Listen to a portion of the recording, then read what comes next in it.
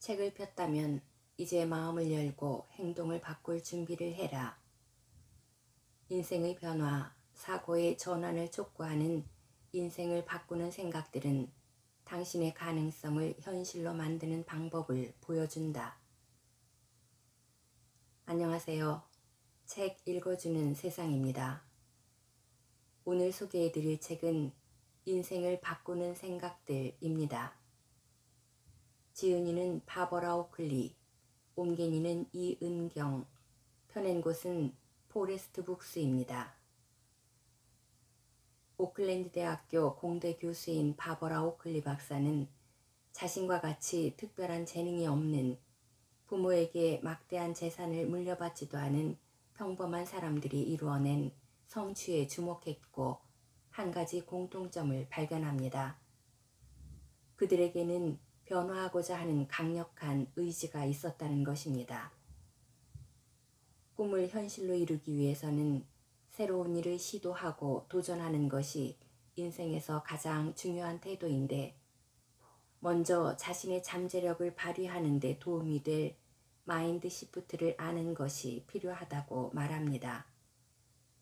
마인드 시프트란 변화를 잘 받아들이는 능력, 즉 유연한 사고를 말하는데요. 일부 사람들이 고정관념에 사로잡혀 머릿속으로만 꿈을 꾼다면, 꿈을 현실로 이룬 사람들은 원하는 결과를 얻기 위해 한 걸음 더 내디딜 줄 알고 변화를 유연하게 받아들인다는 것입니다. 실패란 못하는 것이 아니라 하지 않았기 때문에 생긴 결과물이다. 인생을 바꾸는 생각들에서는 세상의 변화, 관점의 변화, 배움의 변화로 나누어 세계 각지에서 놀랄만한 진로 전환을 이루고 엄청난 도전 과제를 극복하여 인생을 완전히 바꾼 사람들을 소개합니다.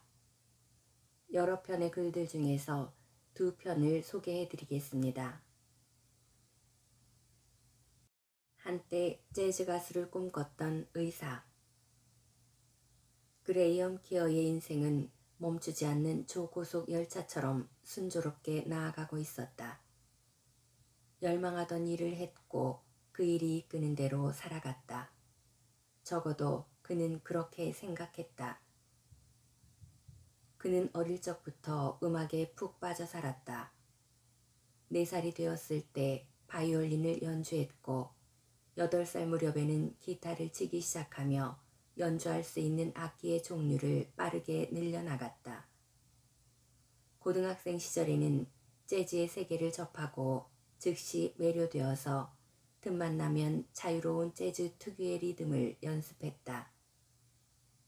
그와 가족들은 빌리 홀리데이, 존 콜트레인, 에델 워터스, 디지 길레스피 같은 위대한 재즈 음악가가 살았던 미국 필라델피아 근교에서 지냈다. 기차역 바로 옆에 위치한 오래된 빅토리아 양식의 주택에 살았는데, 저녁이면 그레이엄은 종종 몰래 집을 빠져나와 펜실베니아 R5 열차에 오르곤 했다. 그렇게 필라델피아의 얼룩덜룩한 콘크리트 바닥에 발을 내디딘 그는 즉석에서 라이브 연주가 펼쳐지는 황홀한 재즈 클럽에 가곤 했다. 그는 재즈를 들을 때 비로소 자신이 살아있음을 느꼈다. 재즈를 사랑한 그레이엄은 이스트만 음악대학과 줄리아드 음악대학이라는 명문 음악학교 두 곳에서 공부하게 되었고, 잡지 다운비트의 대학 수준 최고의 독주자라고 소개되기도 했다. 다만 음악에 재능이 있다고 해서 모든 영역에서 우수했던 것은 아니었다. 오히려 그 반대였다. 그는 음악과 상관없는 거의 모든 분야에 소홀했다. 수학은 아예 혐오하는 수준이었다. 대수와 기하학 과목은 얼렁뚱땅 넘겼고 미적분학이나 통계는 손도 대지 않았다. 고등학교 과학 성적도 형편없었다. 그는 마지막 화학 시험에서 간신히 합격 점수를 받은 뒤 신나는 마음으로 집에 돌아와 모든 교재를 벽난로에 넣고 불태우기까지 했다. 심지어 대학 입학시험을 치르기 전날 밤 수많은 수험생이 뜬 눈으로 밤을 지새우며 수학 문제와 역사 문제를 초조하게 복습하고 있을 때 그레이엄은 변변치 않은 자기 성적을 과시라도 하듯이 당당하게 재즈 콘서트에 갔다. 그는 평생 음악만 하며 살고 싶었고 오직 그뿐이었다. 수학과 과학은 생각만 해도 짜증이 났다. 그러다가 어떤 일이 일어났다. 그레이엄이 음악이 아닌 수학과 과학을 다루는 삶을 살게 된 것이다. 그렇게 되기까지 어떤 사고가 생겼거나 가족에게 큰일이 닥치는 등 갑자기 운명이 바뀌는 수준의 사건이 발생한 것은 아니었다. 그렇게까지 대단한 계기가 아니었기에 그 변화는 더욱더 큰 의미를 지니게 됐다. 사랑하던 음악을 떠나 혐오하던 이과 계열의 길로 가게 된 그레이엄의 진로 전환은 본인이 자신에게도 충격 그 자체였다. 그렇다고 그가 불행할까? 지금 그는 더할 나위 없이 행복한 삶을 살고 있다. 한순간에 바뀐 꿈. 그레이엄이 진로를 전환하게 된 계기는 단순했다. 어느 날 그는 동네 소아암 센터에서 기타를 연주해달라는 부탁을 받았다. 짧았던 한 번의 방문은 다음 방문, 그 다음 방문으로 이어졌다. 그레이엄은 어리지만 용감한 환자들을 보며 깊은 감명을 받았다. 그 중에는 가슴이 미어질 듯한 사연을 지닌 아이들도 있었다. 이들을 보면서 마음이 크게 움직인 청년은 결국 암 환자를 위한 정기 연주회를 열기 시작했다. 문득 그는 놀라운 사실을 깨달았다. 온종일 음악을 연주하면서 전혀 보람을 느끼지 못한 것이다. 힘겨운 시간을 보내고 있는 환자들을 직접 돌보는 일이 음악을 연주하는 것보다 더 의미 있다고 생각되기 시작했다. 느닷없이 어떤 그림이 떠올랐다. 말도 안 될 정도로 무서운 생각이었다. 갑자기 그레이엄은 의사가 되고 싶었다. 그리고 그렇게 되기로 마음먹었다. 동시에 자신이 바보 같았다. 아무리 과거를 돌이켜봐도 자신에게 수학, 과학적 재능은 조금도 없었기 때문이다. 절망적이었지만 그는 포기하지 않았다. 작은 일부터 시작했다. 바로 미적분 강좌를 신청하는 것이었다. 그러나 곧장 강좌부터 신청한 것은 아니었다. 개강 몇 달 전에 그는 아이폰으로 볼 수 있는 예습용 미적분 교재를 구매해서 연주회장에 갈 때나 통학하는 길에 개념을 미리 훑어봤다. 눈앞이 캄캄했다. 까맣게 잊었거나 애초에 잘 몰랐던 수많은 기본 개념들이 있었다. 지수법칙이 뭐였더라? 이런, 내가 대체 무슨 짓을 하고 있는 거지? 음악 분야에서 나는 최고인데 갑자기 바닥에서부터 다시 시작하려고 하다니 라는 생각을 떨칠 수가 없었다. 하지만 그레이엄은 오랫동안 악기 연습을 한 덕분에 자신에게 어려운 과제가 생겨도 포기하지 않고 꾸준히 계속하는 끈기, 그리고 단순한 기술을 잘 익히는 강점이 있다는 사실을 잘 알고 있었다. 그렇게 오랫동안 연습해서 줄리아드 음악대학에 들어갔으니 수학 공부라고 해내지 못할 이유가 없었다. 다만 자신의 강점을 잘 안다고 해서 미래에 대한 불안감을 지울 수는 없었고 공부하는 과정이 때때로 너무나 힘들다는 사실이 바뀌지도 않았다. 함께 미적분 강좌를 듣는 사람들은 대부분 고등학교 때 이미 그 수업을 들었거나 재수강에서 평점을 올리려고 하는 컬럼비아 대학교 의예과와 공대 학생들이었다. 그레이엄은 마치 자신이 고카트를 탄 채 노련한 가레이서를 상대하려고 애쓰는 듯한 기분이 들었다. 한 번은 그레이엄이 교수에게 자신은 음악가라고 소개하자 교수 역시 그가 수업을 듣는 이유를 이해하지 못했다. 그러나 열심히 노력한 끝에 A 학점을 받았다. 수학과 과학을 싫어했던 사람이 대학 미적분 수업을 듣고 처음 받은 성적치고 나쁘지 않았다. 새로운 것을 배울 때 필요한 자세. 불안감이 조금씩 누그러들기 시작했지만 새로운 공부는 늘 어렵기만 했다. 시험 전날이면 거의 매번 잠을 설쳤습니다. A 학점을 못 받으면 의대에 가지 못할 거야. 음악까지 포기했는데 의대에 입학하지 못하면 어떻게 하지? 라는 생각이 들었기 때문이죠. 게다가 제가 무엇을 포기했는지 떠올리게 하는 요소가 도처에 널려 있었어요. 슈퍼볼 경기가 열리던 날 밤 저는 다음날 하루 종일 생화학과 유기화학 시험을 봐야 했기 때문에 공부하고 있었습니다. 경기를 보지는 않았지만 머릿속 어딘가에서는 비욘세가 출연하는 하프타임 공연에서 친구가 색소폰을 불고 있을 것이라는 생각이 들었습니다. SNS도 끊어야 했죠. 페이스북에 누군가가 공연 투어를 돌거나 세간의 시선을 끄는 연주회를 하는 모습이 올라왔으니까요. 제가 한 결심을 끝까지 지키기 위해 노력해야 했습니다. 가장 견디기 힘들었던 점 중 하나는 친구와 가족들의 선이었습니다. 그들은 저를 생각해서 제 의지를 꺾으려고 했죠. 그들은 내가 왜 갑자기 의사가 되겠다고 하는 것인지 이해하지 못했습니다. 의사만큼 어렵지 않은 다른 진로를 추천하는 사람도 있었습니다. 내색하지 않았지만 저도 불안했죠. 타인이 내 머릿속에 자꾸만 의심의 씨앗을 심었으니까요.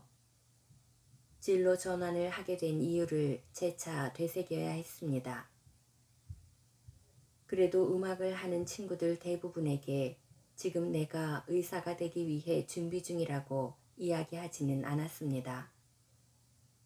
재즈 세계에서 관계를 유지하고 연주 일감을 받는 것도 중요했거든요. 말하자면 의학 공부를 하면서 음악을 부업으로 삼으려 했죠. 돈이 필요했으니까요. 처음에는 공부에 몰두해야 한다고 생각해서 공연 횟수에 제한을 두었습니다. 하지만 2학기부터는 연주를 더 많이 했어요.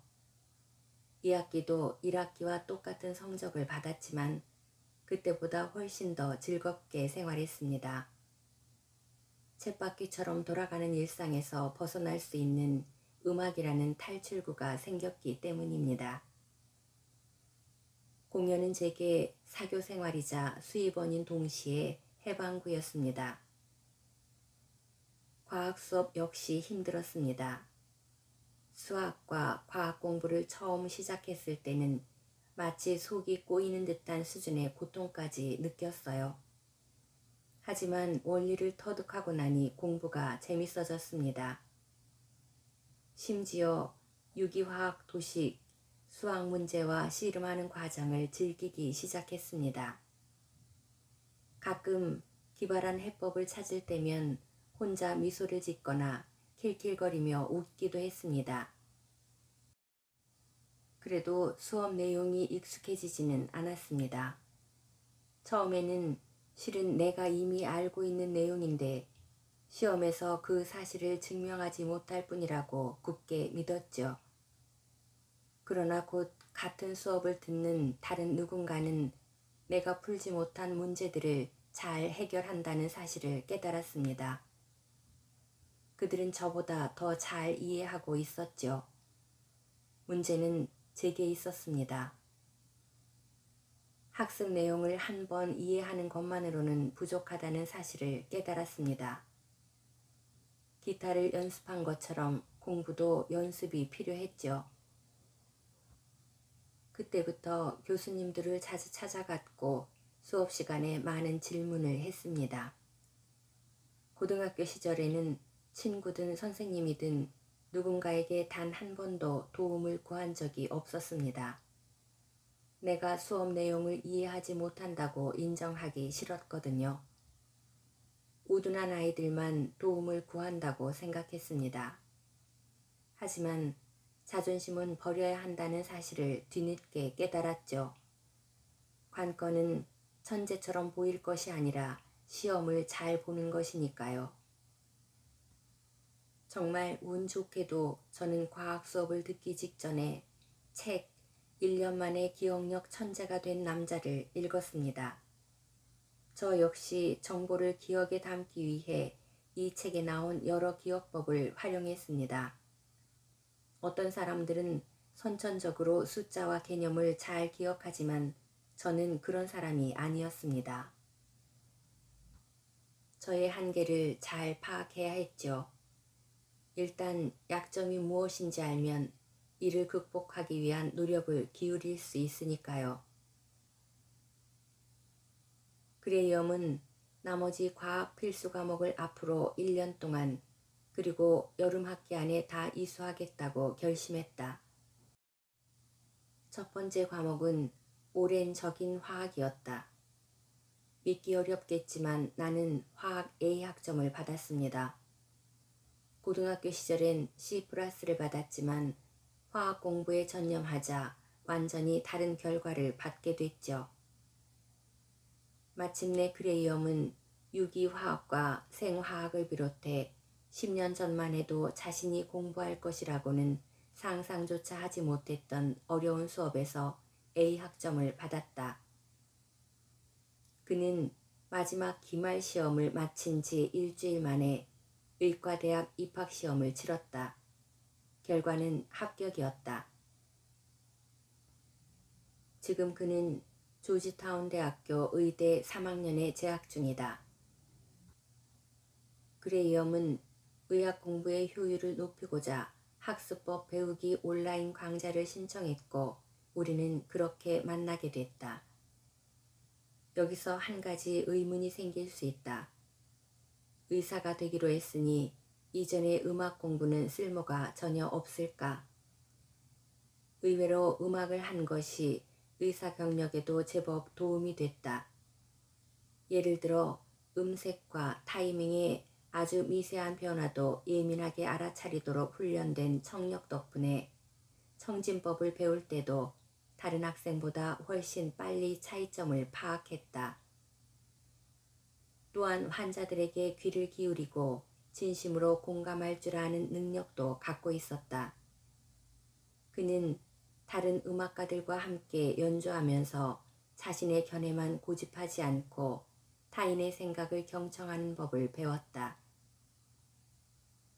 마찬가지로 의사라 해도 환자에게도 일방적인 지시만 하는 것이 아니라 그들에게 말할 기회를 줘야 서로의 관계를 향상시킬 수 있고 나아가 더 정확한 진단을 내릴 수 있다고 생각했다. 그뿐 아니라 그레이엄은 음악을 연주할 때 필요한 특성이 환자 대면이나 의료 처치를 수행할 때 요구되는 기술과 놀라우리만큼 비슷하다는 사실을 발견했다. 즉흥 연주에 집중했던 덕분에 예상치 못한 상황이나 응급 상황에 유연하게 대처할 수 있었다. 그리고 힘겨운 진로 전환을 한 경험을 바탕으로 통제하기 어려운 상황에 닥쳤을 때도 좀 더 침착하게 대응할 수 있었다. 실제로 많은 예비 의대생이 의학은 아주 많은 지식을 필요로 하기 때문에 틀에 박힌 학문일 것이라고 무심코 예상하곤 한다. 그러나 실제 임상에서 의료 행위는 생각보다 훨씬 더 유동적이고 직감에 의지해 하는 경우가 많은 일종의 치유 기술이다. 그레이엄은 연주에 많은 시간을 투자했던 덕분에 이 사실을 잘 알고 있었다. 의대 진학 후 1년 내내 공부가 힘들었습니다. 제 공부법이 비효율적이라는 생각이 들었어요. 다른 학생들보다 훨씬 많은 시간을 공부에 투자하는데도 내용을 잘 이해하지 못했습니다. 그래서 코세라에서 학습법 배우기 강의 수강을 신청했어요. 이 수업을 들은 뒤에 비로소 능동적인 학습이 중요하다는 사실을 깨달았습니다. 평소 저는 몇 시간씩 자료를 읽고 또 읽었지만 사실 그중 절반 정도는 제대로 집중하지 못하는 멍한 상태였죠. 강의에서 알려주는 방법 중 가장 효과가 좋았던 것은 바로 포모도로 기법이었어요. 이를 사용한 뒤 금방 눈에 띄는 효과를 보게 됐습니다. 포모도로 기법은 1980년대에 프란체스코 시릴로가 개발한 믿기 어려울 정도로 간단하면서도 커다란 효과를 발휘하는 집중 기법이다. 포모도로는 이탈리아어로 토마토를 뜻하는데 이 기법을 실천하려면 먼저 휴대전화의 알림음이나 기타 사운드를 모두 끈 뒤 타이머가 25분 후에 울리도록 맞춘 다음 알람이 울리기 전까지 당신이 하는 일에 최대한 집중하기만 하면 된다. 25분간 집중한 다음에는 몇 분 동안 인터넷 서핑을 하거나 좋아하는 음악을 듣거나 그냥 돌아다니거나 친구와 수다를 떠는 등 편안하게 주의를 분산할 수 있는 일을 하면서 뇌가 휴식을 취할 수 있도록 한다. 그리고 다시 25분 동안 집중하고 또 휴식을 반복한다. 이 기법은 미루는 습관에 대비하고 해야 할 일을 계속하게 하는데 큰 효과를 발휘한다. 중간 휴식 시간 역시 학습 효율을 높이는 중요한 역할을 한다. 이쯤 되면 당신도 인생의 경로는 절대 정해져 있지 않다는 사실을 깨달았을 것이다. 삶의 방향은 개인의 의지로 얼마든지 바꿀 수 있다. 지금 계획 중인 길이나 스스로 잘한다고 생각하는 분야가 곧 미래가 되지 않을 수도 있다. 이 맥락에서 그레이엄처럼 의학 분야로 진입하고 싶어하는 사람만 있는 것이 아니라는 점도 언급할 필요가 있다. 몇몇 의사는 반대로 의료계에서 빠져나와 완전히 다른 분야로 진출했다. 예를 들어 베스트셀러 쥬라기 공원과 드라마 이하를 쓴 작가 마이클 크라이트는 하버드 대학교에서 의학 박사 학위를 땄지만 임상 의료에 필요한 면허는 취득하지 않고 진로를 바꾸었다.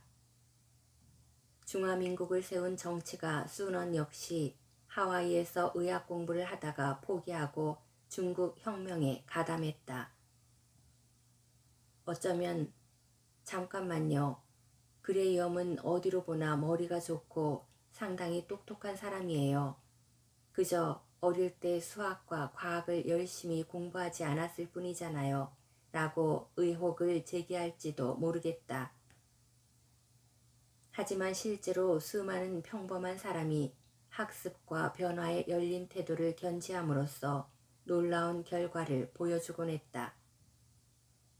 그리고 진로를 전환하고 직업을 바꿨다고 해서 예전에 습득한 지식이 꼭 벗어나려고 발버둥 쳐야 할 과거의 족쇄로 남는 것도 아니다. 오히려 그 지식이 다른 길로 가기 위한 발판 역할을 해주기도 한다.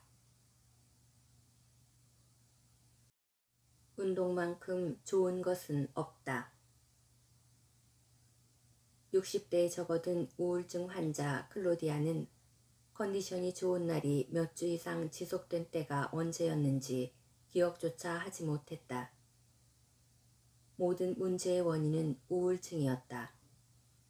그녀는 평생 우울장애를 겪었다.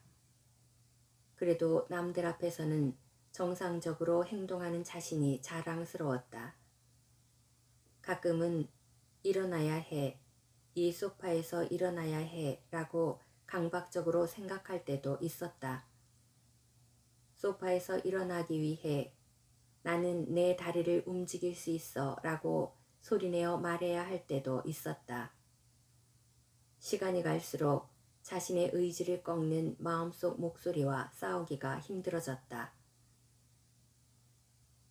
그녀가 우울증을 겪게 된 특별한 계기는 따로 없었다. 우울증 징후는 어릴 때부터 있었지만 정식으로 진단을 받은 시기는 대학에 입학했던 18살 때였다. 놀랍지는 않았다.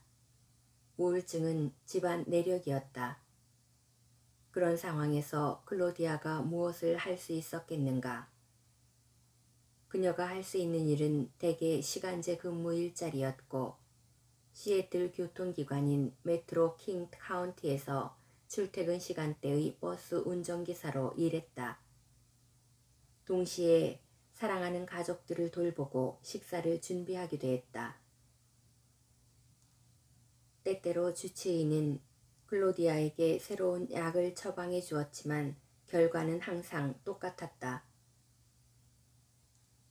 몇 개월, 길어야 1년이면 효과는 사라졌고 예전과 다름없이 공허한 상태로 돌아갔다. 클로디아는 종종 쳇바퀴 같은 삶에서 벗어나고 싶은 충동을 느꼈지만 이내 자신은 쳇바퀴 안에도 들어가지 못한 낙오자라는 사실을 깨달았다. 인생 곳곳에 스며든 결코 사라지지 않는 고통을 매번 느껴야 했지만 그래도 자살할 수는 없다고 생각했다. 가족에게 상처를 주고 싶지 않았기 때문이다. 치료사까지 그녀가 자살한다면 가족들은 엄청난 충격을 받을 것이라고 강조했다. 게다가 가톨릭 문화에서 아이러니한 죄책감을 느끼며 성장한 클로디아는 자신이 죽으면 다른 사람이 뒤처리를 해야 하는 난장판만 벌어진다는 사실도 잘 알고 있었다. 소변이 모든 것을 바꿔놓다. 평소 클로디아는 일할 때 길이가 12m인 버스나 중심부가 구부러지는 18m짜리 굴절 버스를 운전했다. 급여도 적당했고 우울할 때도 할 수 있어 그녀에게 잘 맞는 일이었다. 더구나 그 일자리는 1993년에 제정된 가족 및 의료휴가법의 보호를 받아서 주 운전자 외에 대체 운전자 또한 안전을 보장받았다. 그녀는 주로 아침이나 저녁 출퇴근 시간대에 운전하곤 했다. 골칫거리가 많고 진상 승객이 많다고 알려진 노선은 피했다. 아침 저녁으로 출퇴근하는 승객들은 낮이나 밤늦게 버스를 타는 승객들과 달리 조용히 책을 읽거나 꾸벅꾸벅 조는 등 감정의 동요를 일으키지 않는 유형의 사람들이었다. 그래도 삶은 늘 아슬아슬했다. 대도시에서 버스를 운전하기란 무척 힘든 일이다. 자전거를 타는 사람과 보행자는 물론이고 운전자 대부분도 버스가 일반 차량보다 정차하는 데 훨씬 많은 시간이 필요하다는 사실을 까맣게 잊은 채 무분별하게 위험한 도로로 뛰어든다. 어느 대도시에서나 매년 버스 관련 사고로 사망자가 발생하고 혹여 중대 사고라도 발생하면 거의 예외 없이 기사가 책임을 지고 그만둬야 했다. 사고가 발생한 날 아침, 그녀는 알람을 끄고 유니폼을 입은 뒤 전날 마시고 남은 커피로 아침 식사를 재빨리 끝내고 햇살 속으로 나갔다. 회사에 출근 도장을 찍고 업무 승인을 받은 그녀는 할당받은 버스에 올라 안전점검을 했다. 기사들은 같은 노선을 운행해도 매일 다른 버스를 운행하게 된다. 이날 아침 클로디아는 308번 노선의 12m짜리 버스를 운행할 예정이었다. 업무 사이클은 단순하다. 정차한 뒤 문을 열고 승객이 타기를 기다렸다가 요금을 받는다. 버스가 흔들리면서 앞으로 나아가고 기사는 길을 봄과 동시에 버스 내 승객을 살핀다. 그 뒤 브레이크를 밟아 정류장에 선다. 이를 계속 반복한다. 곧 버스는 만원 상태에 이르렀고 승객들이 통로에 서기 시작했다. 클로디아는 익숙한 솜씨로 운전대를 움직여 고속도로 5호선 급행 차선에 들어섰다. 차로 붐비는 도로에서 흐름에 맞춰 버스를 운전했다. 그녀가 시애틀 시내로 나가는 스튜어트가 출구에 다다랐을 때 사건이 일어났다. 너무 순식간에 일어난 일이라 나중에 다시 생각해봐도 순서를 알 수 없을 정도였다. 버스 앞에 가던 차가 갑자기 미끄러지듯 멈췄다. 운전자는 폭이 좁은 포장도로인 고속도로 갓길 가장자리에 차를 댔다. 그뿐이었다면 클로디아는 방향을 틀어서 차와 부딪히지 않게 주의해서 운전했을 것이다. 그러나 다른 문제가 있었다. 어찌된 영문인지 운전자가 차문을 활짝 열고 걸어 나와서 차선을 가로막았다. 달리는 버스의 바로 코앞 풍경이었다. 클로디아는 운전석 옆 사이드미러를 보고 방향 지시등을 켠 뒤 운전대를 왼쪽으로 꺾으며 브레이크를 세게 밟았다. 이는 마치 20톤이나 나가는 고래가 쇼핑카트를 탄 채로 방향을 틀어 움직임을 멈추는 것과 같았다. 정신을 차리고 클로디아가 운전한 버스는 이미 차를 들이받은 상태였다. 다만 재빠른 반응으로 속도를 줄인 덕분에 놀랍게도 승객들은 단 한 명도 다치지 않았다. 그러나 버스에서 내린 그녀는 사태가 아직 끝나지 않았음을 깨달았다. 버스 뒤에 세워진 수많은 차의 운전자와 승객들이 소란을 피우고 있었던 것이다. 경찰이 출동한 뒤 클로디아는 사고 뒤처리에 필요한 절차를 기계적으로 밟았다. 하지만 교통법이 발목을 잡았다. 일반적으로 버스 운전사는 우발적인 사태에 대비해서 방어 운전을 해야 한다. 다른 운전자가 갑자기 브레이크를 밟고 차도 한가운데서 내리는 황당한 상황도 예외는 아니었다. 그로 인해 그녀는 안전거리 위확보로 범칙금을 부과받았다. 마치 복부를 한 대 얻어맞은 듯한 기분이 들었다. 지금까지 간신히 우울증을 조절해 왔는데 이 사고로 인해 힘겹게 만들어 놓은 좁은 벌판에서 밀려나 어두운 구렁텅이로 떨어질 것이라는 예감이 들었다. 동시에 극심한 고통이 몰려왔다.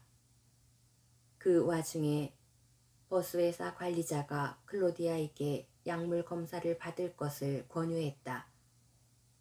그녀는 항의할 수도 있을 정도로 떳떳했지만 사고로 스트레스가 극심했던 탓에 약물 검사 연구원이 준 작은 플라스틱 컵에 도저히 소변을 볼 수가 없었다. 세 번째로 시도한 끝에 연구원은 검사 기록지에 클로디아가 소변 샘플 제출을 거부했다고 기록했다.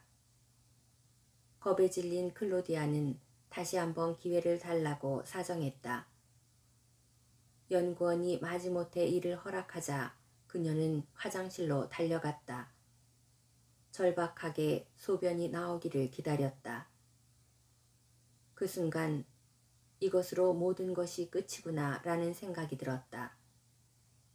버스 운전은 이제 끝이야.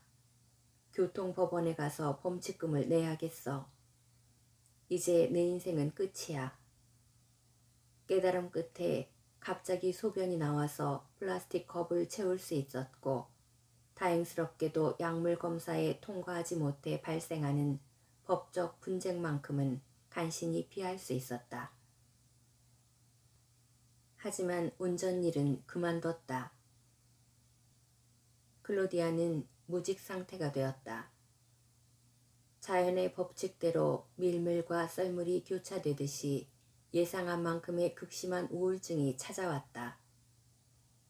클로디아는 자기 자신을 아주 잘 알고 있었고 앞으로 어떤 날들이 펼쳐질지 정확히 파악했다. 주의를 분산할 다른 일이나 취미도 없는 상태에서 심각한 고통만이 떠올랐다. 클로디아의 참패인 걸까? 바로 이 시점에 그녀는 고통에서 벗어나려면 자신부터 변해야 한다는 사실을 깨달았다. 복용하는 약이나 일자리, 자신을 둘러싼 작은 세계를 바꾸는 것만으로는 부족했다. 본인의 뇌와 몸, 습관, 신념 자체를 완전히 바꿔야 했다. 당시 그녀는 정말로 필사적이었다. 결국 자기 손으로 인생을 바꿀 수밖에 없다고 되뇌었다. 자기 개발서부터 교사나 코치의 조언, 인지 신경과학, 단순 상식에 이르기까지 할 수 있는 수단은 모두 시도해 볼 참이었다. 클로디아는 본인이 극단적으로 행동하고 있다는 점을 잘 알고 있었지만 목숨에 지장이 없는 한 건강해지기 위해 무엇이든 해볼 생각이었다. 어두운 터널 끝에 희미한 불빛이 보일 때까지 온갖 시도를 다 해보기로 마음먹었다. 활기 넘치게 행동하면 활기 넘치는 사람이 된다. 일은 그만두기 한 달 전, 클로디아는 치료사가 밖으로 나가라고 권해서 카페에 갔다가 우연히 옛 친구를 만났다. 친구는 어떤 여성과 함께 테이블에 앉아 있었다. 카페에 남은 자리가 없자 클로디아는 같이 앉아도 되겠냐고 물었고 두 사람은 흔쾌히 그러라고 했다. 알고 보니 두 사람은 재즈 에어로빅 수업을 같이 다니는 사이였는데 아직 운동으로 인한 흥분이 가시지 않은 상태였다. 클로디아는 운동에 취미가 없었지만 두 사람의 모습만은 오래오래 기억이 남았다. 사고 다음 날 클로디아는 출근하는 대신 운동교실에 갔다. 가톨릭 신자인 그녀는 버스 사고 가해자로서 느끼는 죄책감을 덜기에 운동이 적절한 처벌이라고 생각했다. 수업을 들으려면 한 달 강습료인 $38를 내야 했다. 클로디아는 일하러 다니듯 매일 수업에 참석하여 수강료 본전을 뽑겠다고 다짐했다. 첫 강습에 참가한 뒤로는 교실 뒤편에 서서 가볍게 춤을 추거나 무릎을 굽혔다 펴면서 다른 수강생들이 땀을 뻘뻘 흘리며 몸을 움직이는 모습을 지켜봤다. 수업이 끝나자 활기 넘치는 강사가 클로디아에게 소감을 물었다. 그녀는 제가 그렇게 빨리 움직일 수 있을지 모르겠네요 라고 대답했다. 그러자 강사는 그냥 수업을 잘 따라오려고 하면 돼요 라고 말하고는 금세 자리를 떴다. 그러나 강사는 클로디아를 유심히 지켜봤다. 다음 강습 시간에는 심의를 쳤다. 그녀는 심의를 칠 줄 몰랐다. 원래 가톨릭 신자인 여성은 심의를 추지 않는 법이다. 하지만 아닌가? 마침내 그녀는 새로운 세계에 발을 들였다. 강습 시간에 추는 춤은 심의만이 아니었다. 큰 소리로 활기차게 내게와 자기라고 노래하는 남성의 목소리에 맞춰 가슴을 내밀고 엉덩이를 흔들었다. 그 누구도 나를 무너뜨릴 수 없어라는 노래의 박자에 맞춰 주먹을 머리 위로 흔들었고 오늘은 밝게 빛나는 하루야라는 가사를 따라 샷의 스텝을 밟았다. 얼마 지나지 않아 클로디아는 운동을 즐기게 됐다. 운동, 만능은 아니지만 효과적인 수단. 클로디아는 이전에도 우울증을 떨치고자 운동을 해본 적이 있었는데 그때는 효과가 없었다. 왜 이번에는 결과가 달랐을까? 과거 신경과학자들은 인간의 뉴런 수는 태어날 때부터 정해져 있으며 나이가 들면 서서히 감소한다고 생각했다. 시간이 지나 이런 생각이 완전히 틀렸다는 사실이 밝혀졌다. 새로운 뉴런은 매일 생성되며 그 대부분이 뇌에서 학습과 기억을 관장하는 주요 영역인 해마에서 생겨난다. 신체 운동학 연구자 찰스 힐머는 운동이 인지, 특히 주의력과 작업기억, 멀티태스킹 능력 향상을 포함한 집행 기능에 폭넓게 기여한다는 사실을 발견했습니다. 라고 언급한 바 있다. 클로디아가 다니던 정신과의 전문의 역시 운동은 내가 처방할 수 있는 그 어떤 의약품보다도 큰 효과를 발휘합니다. 라고 말했다. 실제로 운동은 뇌 기능을 전반적으로 향상시키는 역할을 한다. 운동이 기존 뇌세포와 신생 뇌세포의 성장을 촉진하는 뇌유래신경 성장인자라는 단백질의 생성을 활성화하기 때문이다. 이 효과는 대단히 강력해서 노년층에서 나타나는 뇌기능 저하 경향을 완전히 뒤집을 수 있을 정도다. 이 분야에서 돌파구가 될 만한 연구를 처음으로 발표했던 캘리포니아 대학교 어바인 캠퍼스 신경과학자 칼 포트먼은 뇌유래신경 성장인자는 뉴런이 손상되지 않도록 보호하고 학습을 촉진하는 뇌의 비료 같은 물질이라고 비유한 바 있다.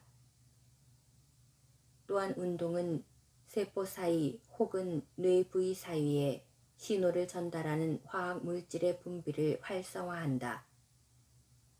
운동으로 혈류가 증가하는 단순한 현상이 신체 기능은 물론이고 인지 능력에도 영향을 미치는 것이다.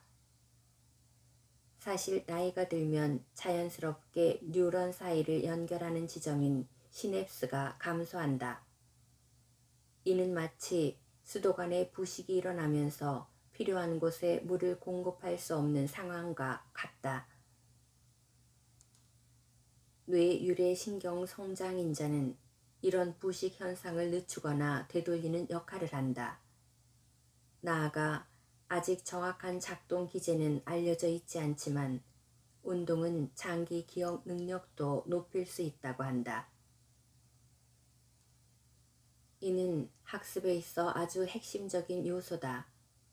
따라서 뇌가 노화하는 사람들에게 운동은 동화 속 요정 할머니가 마법 지팡이를 휘두르는 것 같은 효과를 발휘할 수 있다. 노인의 경우 일주일에 75분간 빨리 걸으면 일주일에 225분간 걸었을 때와 동등한 인지 향상 효과를 기대할 수 있다고 한다. 그러나 이와 관련해서 균형 잡힌 시각을 지닐 필요도 있다. 만약 학습 능력을 향상하고 긍정적으로 생각하는데 운동만 필요할 뿐이라면 올림픽에 출전하는 운동선수들은 하나같이 발랄한 천재들일 것이다. 반대로 신체 질병으로 운동을 할 수 없는 수많은 사람도 별다른 문제 없이 학습하고 추론할 수 있다. 스티븐 호킹을 떠올려보라. 어쨌든 운동을 하면 여러 신경 변화가 일어나므로 새로운 내용을 배우거나 사고방식을 바꾸고자 노력할 때 도움이 된다. 운동은 여러 변화를 강화하는 역할을 한다. 다시 말해 운동 프로그램을 지속적으로 실천하면 학습 효율을 높일 수 있다. 진지하게 마인드 시프트를 고려하는 경우라면 계획에 운동을 포함시켜라. 엄청난 효과를 기대할 수 있을 것이다. 결론적으로 클로디아는 우울한 사고방식에서 벗어나려면 운동을 해야 한다는 사실을 알게 됐다. 동시에 더 많은 노력이 필요하다는 사실도 깨달았다. 능동적으로 생각을 바꾸기. 클로디아는 우울증의 고비를 여러 차례 겪었다. 우울증을 평생 겪어야 할 숙명으로 여겨졌지만 능동적으로 사고를 바꿈으로써 운명을 바꿨다. 그녀는 운동으로 삶의 태도를 바꾼 뒤에 앞서 노력했던 수준보다 훨씬 더 열심히 해야 한다는 사실을 깨달았다. 뇌의 작용에 관한 자료를 찾고 치료사에게 들은 내용까지 정리하며 정보를 하나둘씩 모았다. 예전에 친한 친구가 나도 우울증이 생길 법한 일을 많이 겪었어. 하지만 그런 일에 우울해하지 않기로 마음먹었을 뿐이야 라고 말한 적이 있었다. 클로디아는 그 말을 기억했다. 우울증을 치료하는 의사나 앓고 있는 환자 등 일부 사람은 약만으로 병에서 벗어날 수 있다고 생각한다. 약 처방이 가장 간편한 방법이기 때문이다. 클로디아 역시 이 함정에 빠진 적이 있었다. 약을 복용하고 1년 가까이 좋은 컨디션을 유지하면서 우울증 치료제의 긍정적 효과를 다룬 기사에 소개된 적도 있었으나 기사가 나가자마자 다시 비관주의자로 되돌아왔다. 그녀는 암울한 구덩이에서 벗어나고자 다양한 방법을 시도했다.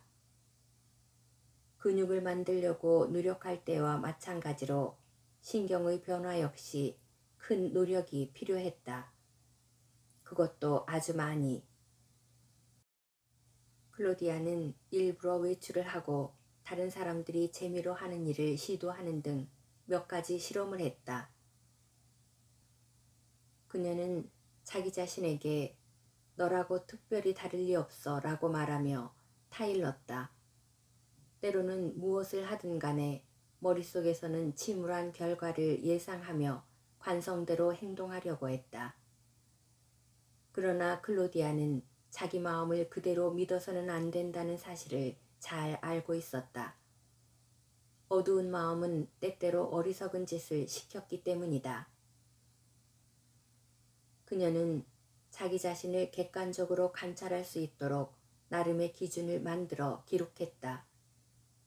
보통 사람들이 즐기는 일을 하기 전에 클로디아는 즐거움을 기준으로 1부터 10까지 점수를 매긴다면 이 활동은 몇 점이나 나올까라고 스스로에게 물었다.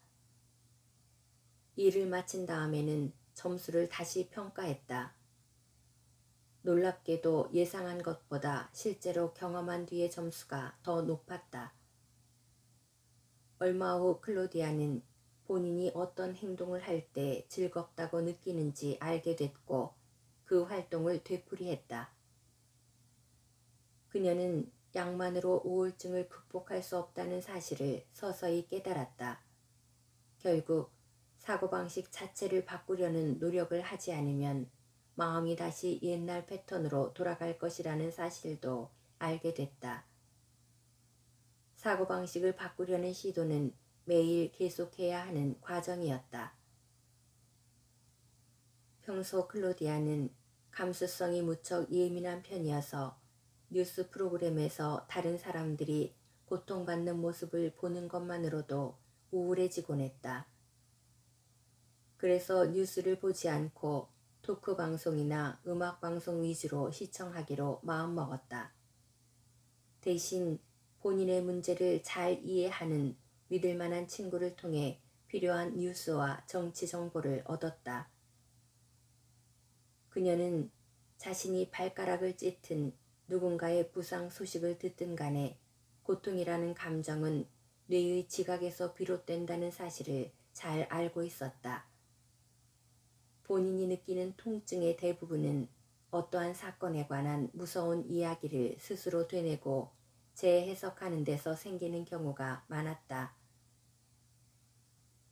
그래서 클로디아는 감정이나 고통에 사로잡히기보다 문제를 이성적으로 파악하고 해결 방안을 찾는 방향으로 나아가고자 했다. 버스 사고가 일어난 지 3년이 지난 후 이전과 달리 생기 넘치는 66세의 클로디아는 이렇게 말했다. 직장을 그만둔 다음 여러 행운이 따랐습니다. 버스 운전을 하지 않으니 스트레스가 줄어든 대신 수면 시간과 몸을 돌볼 시간이 늘어났죠. 친구를 깊게 사귀게 됐고 지적인 자극을 받을 기회도 생겼습니다. 재즈 에어로빅도 시작했죠. 긍정적인 가사에 신나는 음악을 들으면서 하는 격렬한 운동을 일주일에 4번 정도 했습니다. 버스 사고가 일어난 지 3년이 지난 지금 저는 제 자신이 무척 자랑스럽습니다. 제가 이렇게 발전할 줄은 생각도 하지 못했어요. 물론 저는 부자가 되지도 학위를 따지도 대단한 발견을 한 것도 아닙니다. 하지만 지금은 매일 일정한 시간에 침대에서 일어날 수 있어요. 이제는 무기력한 우울감을 느끼지 않죠. 3년이 넘도록 심각한 우울증 증세가 나타나지 않았어요.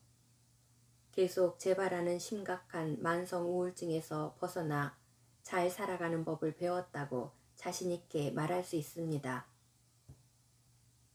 저는 세상을 덜 고통스럽게 바라보는 법을 배웠어요. 그런 관점을 갖기까지 지속적인 학습과 노력이 필요했죠. 원하는 바를 얻으려면 꾸준히 노력해야 한다고 강조하는 태도는 분명 요즘 유행과 다소 거리가 있습니다. 하지만 결국 우리 대부분은 살아가는 내내 노력하고 집중해야 합니다. 이제 제 삶은 건강한 생활 방식 위주로 돌아갑니다. 저는 오래 살고 싶어서가 아니라 살아있는 동안 기분 좋게 지내고 싶어서 이를 고수합니다. 단 1분 1초도 고통스럽게 살고 싶지 않아요. 제가 의도한 행동이 실제 건강에도 확실한 영향을 미쳤을까요?